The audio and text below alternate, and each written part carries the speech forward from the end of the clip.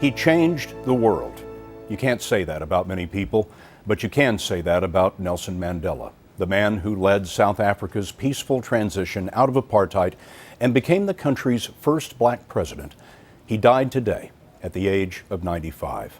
Mandela had been battling a lung infection for many months. Right after the official announcement tonight, mourners began gathering at Mandela's home in Johannesburg to sing his praises.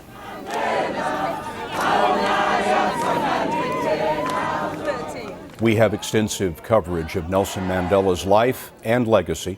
First, we'll go to Debora Patta in Johannesburg for us tonight. Deborah, how has this unfolded this evening? Well, Scott, for 26 weeks, South Africans have lived with the knowledge that Nelson Mandela was gravely ill. First, a 3-month hospitalization, and then he was sent to his Houghton home to see out his final days because there was nothing more the doctors could do for him. A few days ago, his wife, Graça Michelle, realized he was deteriorating even further and actually summoned the family to his bedside. And many of them were there earlier this evening and able to say their final goodbyes to him before his death, and eventually that announcement from President Jacob Zuma that Nelson Mandela had died shortly before midnight South African time.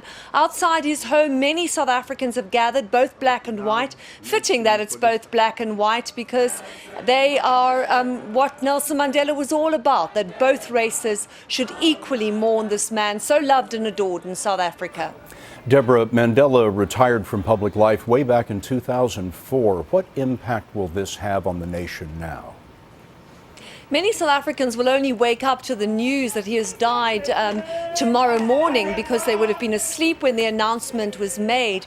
And this is going to be a cause for unprecedented mourning in South Africa. It's no surprise that Nelson Mandela died, but that doesn't mean that the loss won't be felt. I'm a journalist who's covered Mandela for many, many years. I'm also a South African who feels the pain that many South Africans will be feeling. How do you summarize the life of an extraordinary man in a few words? He always had a twinkle in his eye, greeted you as if you were a long-lost friend. This is a man who was able to combine extraordinary generosity with power, a man adored, revered by this country, our greatest pride. Debora Patta in Johannesburg, thank you very much.